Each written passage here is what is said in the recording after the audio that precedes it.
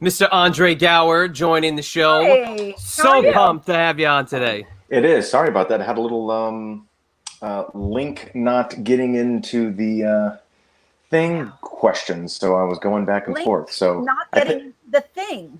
What an the link, explanation. the link not getting into the thing, not getting into the interwebs, and yeah. That's how I would have said it too. So don't worry about that. That's That's fine. the technical portion of this show. That's where we talk about the tech stuff. That's only a small sample of what we have to offer. That's correct. Yeah. I'll email everybody the code that I just wrote up to fix it all. There you go. Well, it's a pleasure to meet you. Thank you so much for coming on today. We're very excited to talk to you. Thanks for having me. Yeah, no problem. How are you doing with all the quarantine? You're out in LA, right? Yeah. Is there a There's a little bit of quarantine going on. There's a little bit of a thing going on. Yeah. Actually, I got a little smart for a little bit. We came to visit in Las Vegas for a while LA was going crazy. Okay, so you got to get away for a little. Yeah, get away for a little bit. So currently, and basking in the hot sun in Las Vegas. So. And how is it out there? Fun. Are you on the strip? No, it's way up on the other side of town. Okay. Up on the west side. Nice. Well, enjoy your time there. So let's start talking about you. So you started acting at age 5, correct? I did. Yeah. Okay. Which was a bazillion moons ago. Yes. Well, okay. So I'm dressed in my 80s attire, just so you know, because it's an 80s theme. I really don't do this every day, just because you're. Oh, that's a shame. I see you looking at me a little weird. This is a special day. We should have prefaced it at first. No, and I do that like this. I had to watch a tutorial on how to do my eye makeup and stuff. And it's rad. It's totally rad. So age 5, did you have parents that were kind of like, I have to get my child into acting, or did you actually have a bug for it at that young of an age? That's kind of a 2-path answer. One, I'll answer the second one. I don't think anybody at 5 actually kind of has a bug. I think there's always got to be a catalyst of someone else's interest or access to do it. And then you can either decide if you're interested or not. Okay. 5's pretty tough to, be up and go, you know what, I think I'd like to go into quantum mechanics today. Exactly. And they're like, shut up, go away. Right. My actual entree into it, my sister, who actually just walked past in the back. Yeah, she had to get to the garage. She was in the industry before I was. She's a few years older than I am. She worked quite a lot during the early and all through the 70s and early 80s, and then I surprise, here I came a couple years after she was around, and just was around the sets that they because they had moved to LA a couple years probably when she was 5 or 6, and then I was born in LA around kind of that environment. And it's cool because, I ended up working very young and was fortunate enough to do quite a bit of TV work and some film work. But my favorite credit in the family resume is my sister's, because she was in the gigantic studio disaster movie, The Towering Inferno from 1974. Wow. That's awesome. She's the little girl that Paul Newman saves. So. Oh, very cool. Throughout the entire arc of the movie, once the fire starts, she gets trapped and that it's their escape. So we watched The Towering Inferno. We used to watch it once a year. Growing up. So awesome. It was just just sort of around it. And then we both kind of worked a bunch when we were kids, doing a lot of commercials and print work and TV shows. And I just ended up kind of continuing it and being very fortunate enough to be a working kid actor for a long time. Right. So you start in commercials, and then is your first big break The Young and the Restless? Is that what you with TV, and is that your first? Yeah, probably, because that was probably the earliest thing that I did more of one thing. Okay. Because I was on that show for almost 2 years or something. Mm-hmm. It was right in between when they were kind of doing the Young and Restless used to have 3 families, like of like the core families, and I ended up being in that other one that they ended up getting rid of at the end of the term.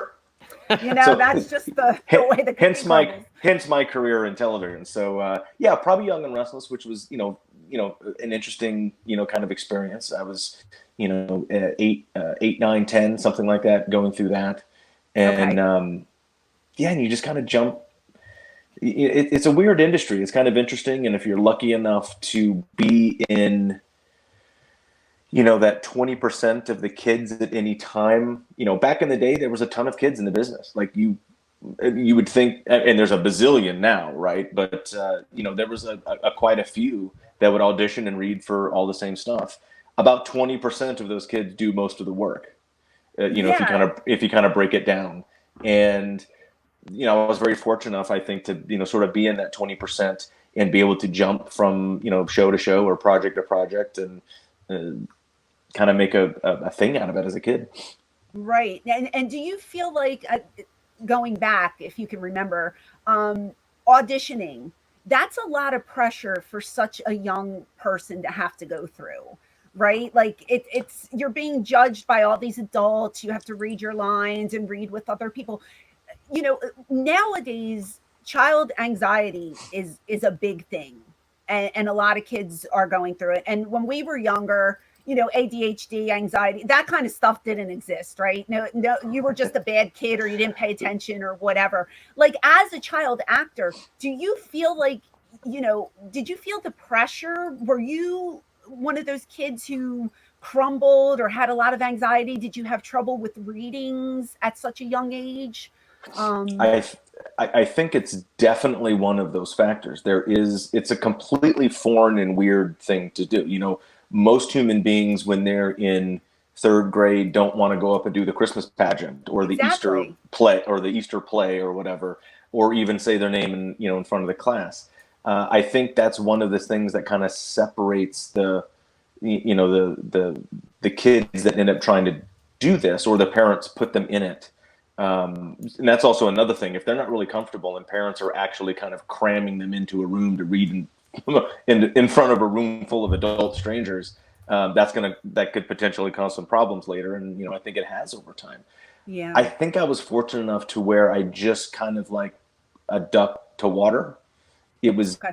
It wasn't that traumatic, and I think maybe because I started so early that I don't really know anything else. I had my regular life where I played in the neighborhood with my friends and went to school, and then had this other world where in the afternoons I went into an audition for anywhere from 1 to 6 different things every day in the afternoon after school.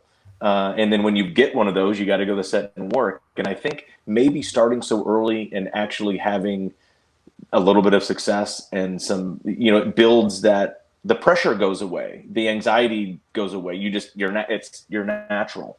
And I think that's another thing. I think most of the kids that are comfortable with it just, they don't have that anxiety naturally, and they fall into it. And I think that's who becomes maybe the 20%, because working with kids is very difficult. And you try to, as a production or as a director or producer or whatever, you really kind of want to make it as stress-free for you as possible. Right. And so you're gonna gravitate towards the younger kid actors that you're either confident with or know in the past, and that's why you end up working with a lot of the same people over and over again. But you were not the type of kid to be like homeschooled or have a teacher teach you by yourself. You got to go to a regular school with kids. Your parents didn't pull you out of school to do this. So did you go Uh, all for the most when I part? Would wasn't you say? actively working on a set, Okay. yeah, So, when I wasn't actively working on a set, are we getting a little clippy? Are we A getting a little little bit, audio but you're clippy on your end you're too? okay. You're all right. you're good. Okay, You're good. because I can switch maybe to the other laptop. Um, I think that was one of the things that my parents and really kind of made a point of, when I wasn't actively working, that I would go to regular school and be really active in regular kid life, like rec league sports and school sports and things like that. Going to auditions and all that was after school time if you weren't actively working on a set. But you could go 3 4 weeks and be at school and then have to leave for a week or two to work on a TV show or a movie or a guest spot or a commercial. So we just kind of really balanced all that out. And I think that's what really kind of made a big difference. I think some kids didn't do as well of a job as that, so they don't adjust to the world that is out there as well. Right. I think we did it. I think we kind of did it a good way. So I feel confident about that. Right. Yeah. Okay. So, like, when you were 5, you were auditioning for movies, and when I was 5, I was begging my mom to rent me to Monster Squad because I was ready to take a journey into the place where I should have been in my life, and that was fighting next to you guys to take out the monsters. Yeah. Well, and that's sort of the weird thing, that as you either grow up, or we should never grow up, as you grow older, you should always keep a little kid spirit in you. And you realize that you are part of something like that. It's hard to codify or rectify exactly what you did, because you kind of, as much as you might think that you had this totally normal childhood, you by no means had a normal childhood. Because as much regularly baseball or basketball or riding bikes in the cul-de-sac with the kids in the neighborhood as you did, as soon as you weren't doing that and did anything entertainment wise, you automatically go into this other universe that those kids aren't in. And so it's interesting, you're always sort of the kid that everybody knows, and maybe the cool kid because you're on TV or in a movie, but you're also an outcast because you're different. And everybody, there's not a time that, it's very rarely that people don't treat you, or at least first impressions or come across as, hey, but you're always that kid that's on TV, or you're always that kid that's been in a movie. And I think that sometimes that's a little unfair to the kids that are in the business, because their main goal is to really just connect with the regular world as you're trying to grow up on this planet and in this country, which is a hard thing anyway. But and to be a part of something that affects, like, your growing up and going to see these movies later on, you realize that that's actually kind of that's kind of really cool and very unique.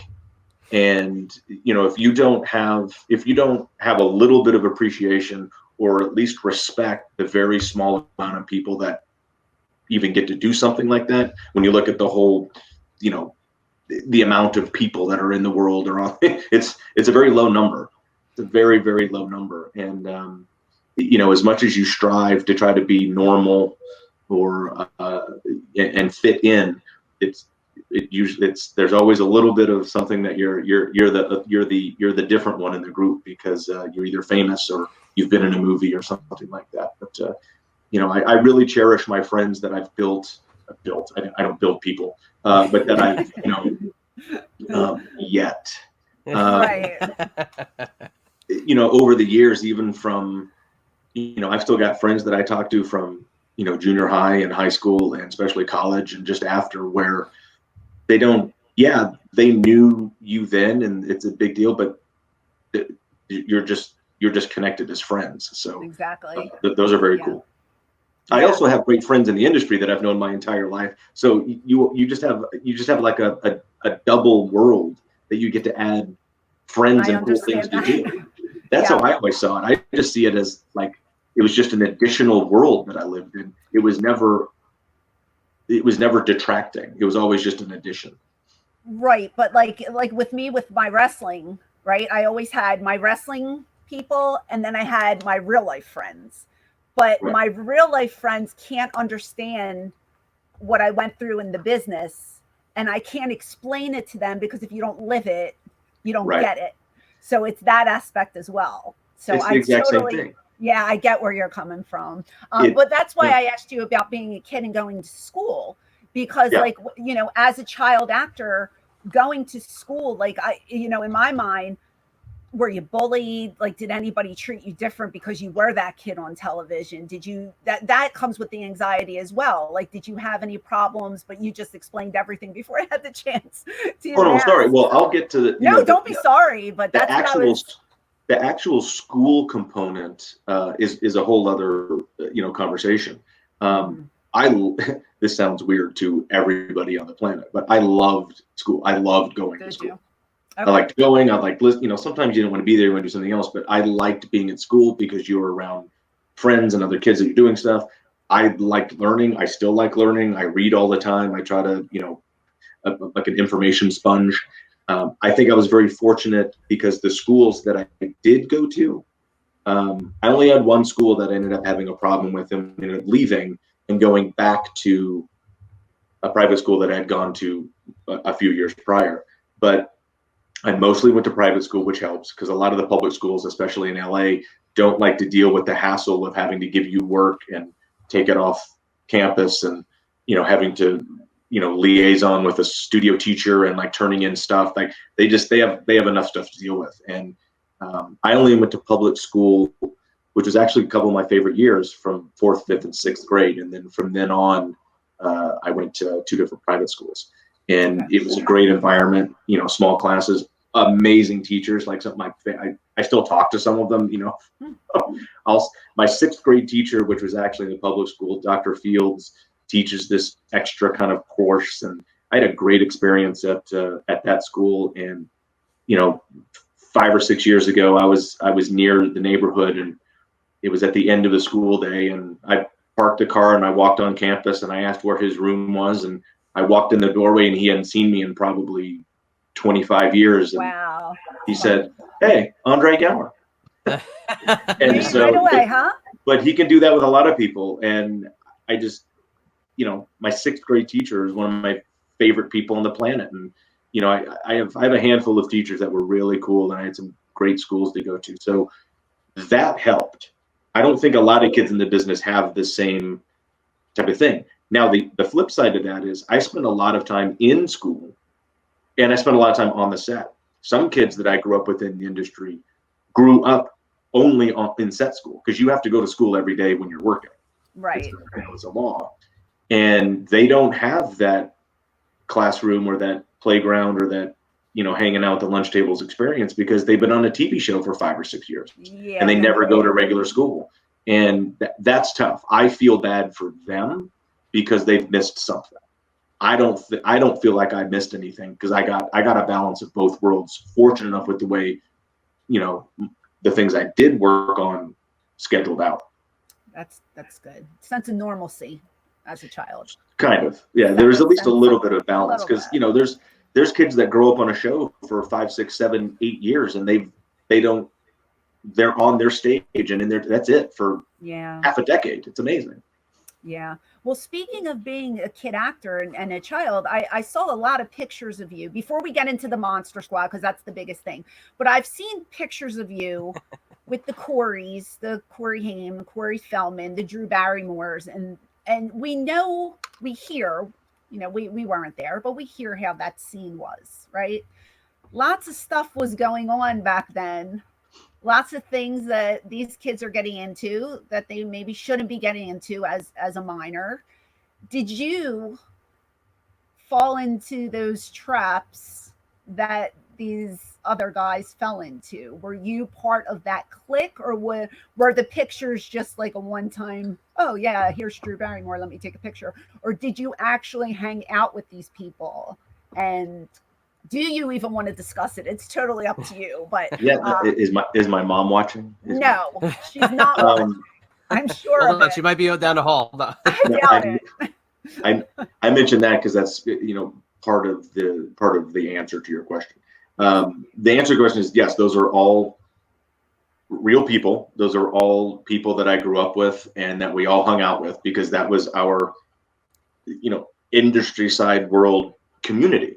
And really, especially when you're a kid in the business and you're working, you're going to be around all those other kids constantly at birthday parties or events or premieres or charity things or marketing opportunities or being on their set, working on their show.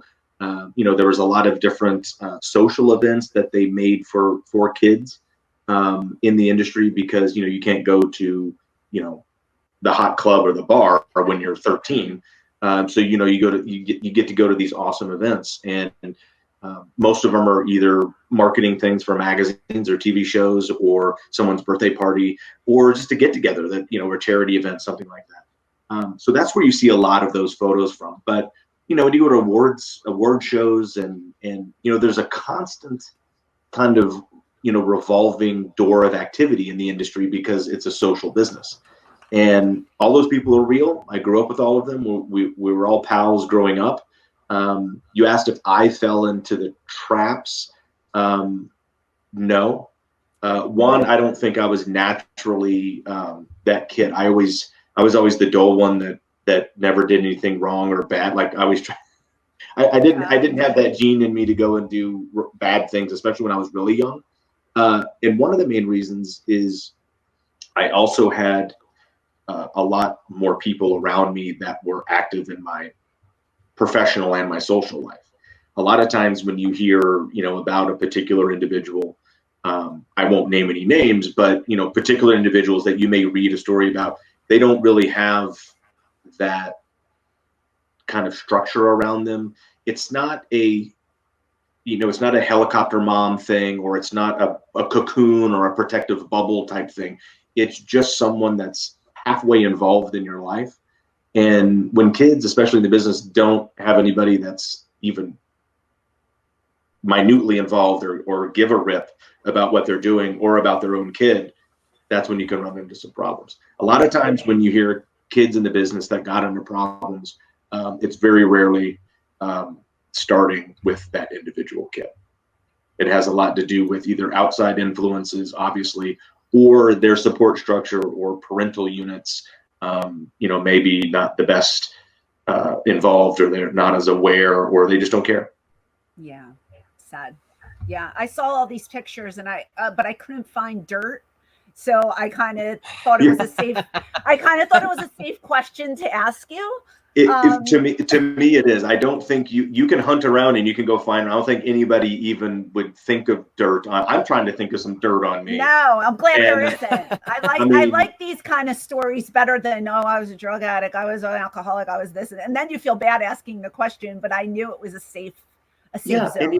And was that stuff around? Sure. Were there groups of people, maybe older that got into drinking at a much maybe too young age, or elevating into something? Yes, that's always something like that. That has never changed in Hollywood. That has been like that since the first cameras rolled in the 20s. Sure. That which is 100 years ago now, which is crazy. Nothing's really changed that much, except for some awareness in the last 10 years that people are actually talking about is starting to create a little bit of change in conversations or behavior.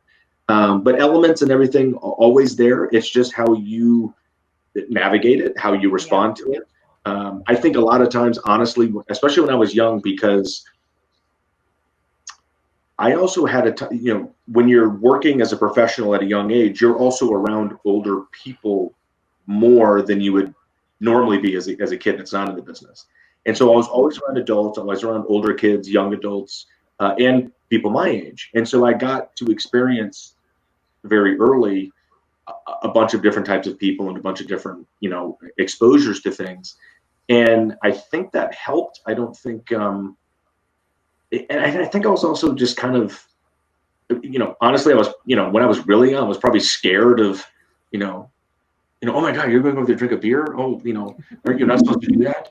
But it's just as long as there's support around and you got a decent level head on you, you shouldn't have too many problems. But look, in any segment of a human community or a society, there's going to be issues with certain people, and I don't think it matters what they're doing. I think those people might have had problems in life regardless, whether they got into golf course management or airplane mechanics or something. I think it has to do a lot with upbringing and structure, and then exposure to things and not being able to handle it, and that's where it's unfortunate.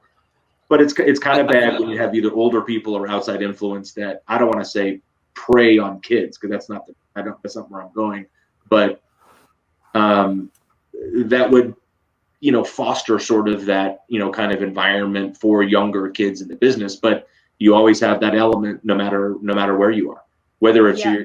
your kind of, your countrified, cousin that's like, hey man, come on, let's just jump in the truck and go drink a 6-pack down by the river, which is fun as hell. But when you're 10, you probably shouldn't be doing that. Yeah, I would at least say wait no. till you're 14 to go with your cousin. You get better thinking then. Chad, Yeah. isn't he like me? Yes. You're me, because Yeah. in wrestling, That's the same way. all of my colleagues, well, no, I shouldn't say all. There were a lot of my colleagues who were hardcore drugs, hardcore alcohol, and I was on the road with them for 7 years, and I never did any of that stuff. So Yeah. it's kind of, when I hear you speak, it's kind of, although I was 20 when I started, so I wasn't 10, but I never got into that lifestyle either. So listening to you talk just reminds me of me, so to speak. So it's kind of like the same story. Very similar. Absolutely. Yeah. And I like I think that. I'm certainly not, besmirching or putting down any other. No, Like I said, I'm not naming not an at all. individual, but Not at all. I think it's, I've never, and I've gotten a little candid sometimes in interviews or writing stuff or responding to something, but I will always defend the younger, the kid in the conversation, because it's usually never their fault. If anything bad happens, it's usually not their fault. It's either outside, third parties, or their family or their parents that either allow it or foster it. And those are things that that really gets me kind of burned up a little bit, because I think that's unfair. Understood. Well, I'm going to I hand was this gonna- over to the Geek Yeah. Boy, because he wants to Geek talk Boy. about the Monster Squad. I was just gonna say that you were looking at some of those like Tiger Beat pictures and cross-referencing with your old issues to see if you had come across Andre and some of those. That's what I was trying to interject. I had some of those magazines, because we're the Sure. same age. You and I are basically the same age. I'm 48. And look, those I can't imagine what it would be like, because I had quite a bit of exposure in what would be media and press and those magazines, but there was no internet Right. or social media, and I cannot imagine It'd be the worse. difference of trying to navigate that world with an internet around as a kid.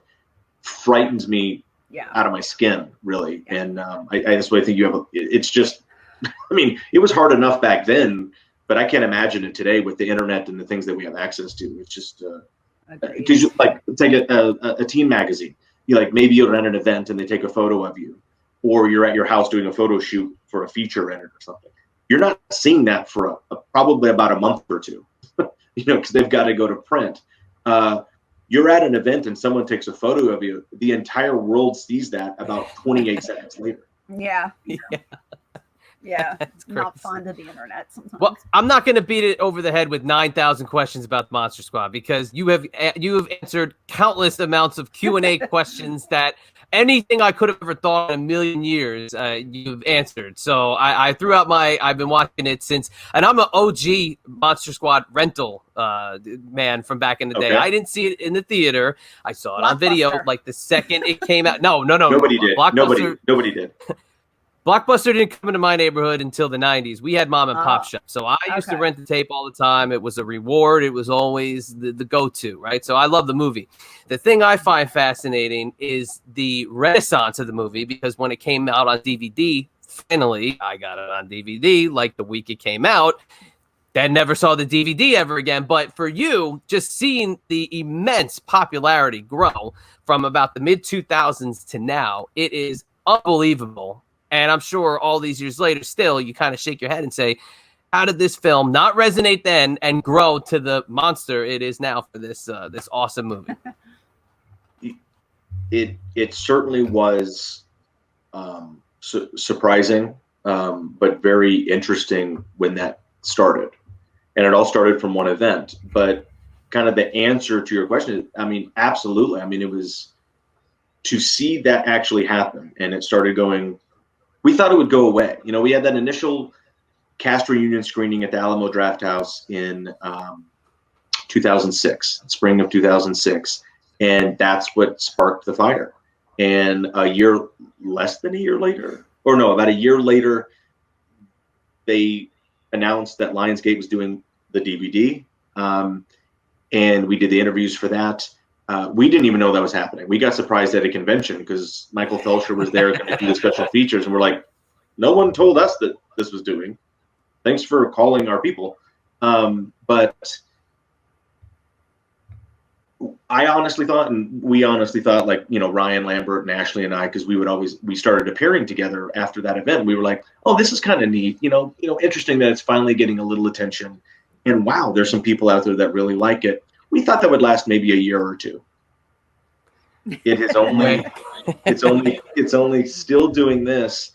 And after a number of years, about 10 years of that, to kind of answer your question, what it was like, the only way that I could respond to what was going on was to figure out a way to tell the fan, because it was all about the fans' stories. You just told me your origin story and why Monster Squad is connected to you. It's the mom and pop video store. That's where you saw it. That was your go-to. It was a reward. So it has nothing but positives in your childhood for you. And you connected with probably one or more of the characters, whether they're part of the squad or part of the monster crew. You figured out somewhere that you probably connected with the adventure story, right? It was over a number of years that I kept hearing exact stories like yours and others that were similar but different because they were more, they were individual or group things. They just kept coming and coming and coming and coming. And I realized that this is sort of a very unique dynamic. And whatever is happening here, I don't really hear about it with other movies. And it started to become fascinating to me. So I was really interested in absorbing, being the information sponge that I am, hearing more and more of these stories. And then I would engage those fans and try to find out even more. And to find out that this movie connected with them at some point, it's very rare that they're like, oh, I saw that movie and I loved it and I just revisited it and it's still cool. That happens. But when they connect, they are tethered to this movie for some reason for the rest of their life. Hardcore fan base. And that's what I thought was interesting. It wasn't just, oh my God, I love Ghostbusters. It's so funny. I got slimed. And I love Ghostbusters. Everybody loves Ghostbusters. Great. It's a fun movie. But Monster Squad fans, whether they saw it in the theater, there was, like 11 of them, or on HBO the next year, which gained a huge audience because HBO even knows that was a huge viewed thing in the summer of '88 when it finally came out, for a number of dynamic latchkey kid reasons and stuff like that. But and then, or your video store where you could go and have personal access to it, and then you could take it, show it to your friends, be like, hey, come over to my house, you got to watch this movie. So those are the three ways people connected and found this movie first. The only way I could figure out how to understand that dynamic was to make a documentary about that dynamic. The documentary is not about us. It's not a Where Are They Now? It's not a making of the movie doc, because they've done that. And it's not a fan service doc. It's not like just look at all this, fan bait stuff, to get you all, wiggling in your chairs. It's the documentary was trying to examine and analyze the connection and the relationship that the fans had with them, however they found it. And so we have to go into all of those pathways and then the history of everything of wherever they found it and how they were affected by this movie. Because the documentary is about the fans and the connection they have, which made this movie live for over 30 years now when it died in 1987. Yeah. Amazing. And for just so you know, I connected with the scary German guy. That's who I connected with. Perfect. the old weird outcast that no one thinks, if you go into his house, you think you're toast, but he ends up being a hero. So good. It's a good character to connect to. Exactly. So this has brought new life into you, and you guys are still doing the convention circuit.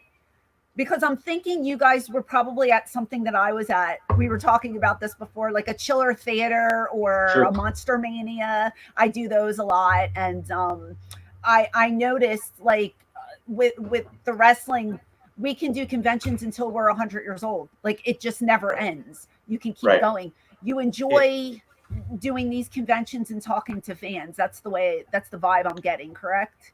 I do. I do enjoy Okay. there. Now, granted, there's better conventions out there than others. Some are amazing. Exactly. Some are fun. I love the smaller ones when people are starting out. I think the convention world itself, off a little tangent, starting about 10 years ago, started to become what conventions used to be, was someone that loved something so much that they wanted to celebrate it. And so they got some people together and then found a way to, and it was always sort of regional or Right. either even town specific, right? Something like Chiller or even Dave Hagen's Monster Mania, sort of a regional thing. And if you were in that region, you went to that show. And if you were in Texas, you went to this show. But then people started traveling and it became this big thing. And then big brands and bigger thoughts, people, they convention world kind of got Walmarted. It got big boxed a little bit. Oh, People started absolutely. making these giant things and go bigger than ever. And they used to be very specific and very regional, very mom and pop almost, right? And that's what I loved that aspect. And I started to see the transition. It got a little kind of out of hand and crazy. And it got a little superficial. And it got to be about who you had there and not about who you were selling badges to. It became not about your attendees, and that's always wrong. If you're putting on a show that's not about the people buying your access badge, then you're doing it wrong. If it's just about what the rest of the world see, and if you don't treat your people on the floor right, or your fans, or you overcharge them, or you nickel and dime, the money got crazy with how much. Yeah. I felt that people are having to pay so much to get into a show, Right. and I'm like, that's not what this is about. Yeah. And so I saw that change. But yes, I do enjoy doing those shows. One, because you go and it feels good when people line up and want to talk to you. I mean, look, we all have the what that is. That's the same as the someone hitting a like on a post that hits that kind of dopamine section in your brain. And of course, you like it. Everybody likes attention. We wouldn't be performers if you weren't a little bit of a narcissist. And if you can't admit it, then you don't understand what you're doing. Right. So, but as long as you kind of regulate that and understand it and appreciate it, I have fun with it. They're great. They're a lot of work. You get tired as hell because you have to be on all day long. And one thing that I always try to do in a convention, and Ryan and I what we ended up doing was we teamed up. We became like a duo brand together. So we were repped, and we would do our agreements and our appearances together, and we would be in the same booth. We wouldn't separate ourselves, which just made it cooler. And I don't see a lot of people at conventions do it. And it's usually the people I'm like, why are you at this convention? Why are you here? Like, you're not having fun and you're not giving a shit with the fans. But the difference is, I've always tried to, whether you have 15 or 5 or 105 people lined up waiting to meet you, and you're there for 6-7 hours a day, by the 20th, 30th person, you're going to be, your wagon's going to be dragging, and you're going to be a little bit kind of bored or tired, or like, oh my God, when's this going to end? But I always bring it back to the person standing in front of you. This may be the 25th person you've talked today, but this is the first and only time they're ever going to talk to you. Exactly. See, he gets it. So you have to make it. Yeah, that's an awesome way. You get you it. have to make I've really tried to concentrate on making it like they're the first person through the door. And Ryan and I really resonate with that. Ashley does a great job when we're together, and that makes it more fun. And I think the fans are like, oh my God, that was such a great experience, because I can't stand being in a convention and looking across the floor and seeing some celebrity, whoever, I'm not going to name names, when they're just sitting at their booth and they're like, thanks. Oh my goodness, you are me. Thanks. That's awesome. And I've watched celebrities, giant film stars, who I don't know why they're at a pop culture convention, because one, they don't need it, and they shouldn't be there. They're not having fun, but they're getting paid a giant appearance fee to sit there and be an asshole for the day. Right. And I'm like, that's where these conventions went wrong. But when they don't even look up at the person, I'm like, what's the point in that? They're on their phone. And they're signing great things. They won't, like, look, we shouldn't be touching anybody right now, but I know a couple celebrities that do that they won't even touch people when they're taking, or be near them when they're taking a photo. They won't shake hands. They won't even like dap. They'll just be like, I don't touch me. Oh my goodness. I'm like, we Sit in Yeah. the chair, you stand behind them, something like that. You, right, and you, like you're now, amazing. there's different reasons for not touching people, Right. and in addition to COVID, but there's Yeah. I just think it's a personal experience that these fans have, and I think you owe it. Look, they're waiting in line and paying a lot of money to come and talk to you. You owe it to them to give them at least 90 seconds of your time. You are, I'm so impressed because you have the exact same mentality that I do. Am I wrong? We've Oh, discussed this 100%, so many times. 100% on the money. I, And you I, can I, tell too. Sorry to interrupt. And you can tell with all the stuff that's out there. When I said there's 9,000 questions, because they're doing Q&As like crazy, and they're so fan interactive yeah. that it's very reminiscent of you. And you're one of the very few cognizant wrestling world people that is exactly the way Andre's talking about. So I give you both thumbs up from the fan point of view. So good job. But it's Hey, nice. It's nice that to me, it's nice that you're not fake about it, because I've even said it, even if you don't enjoy it, you're being paid to be there. So act like you're enjoying it, right? Put on a smile, play your part, play your character. I genuinely enjoy these things. I will stay extra if it helps make the guy that brought me in more money. I stay until the very last person leaves. I'm never the one to run out of the, I want to stay. I want to help the promoter that brought me in, and I want to give the fans a good experience. So hearing that story from you makes me so happy, because you're a good person, and it shows. You're not just phoning it in. I appreciate it. I'm glad we're of the same mind there, and maybe we can, maybe that can be a contagion for people that go to. I think most people do a good job.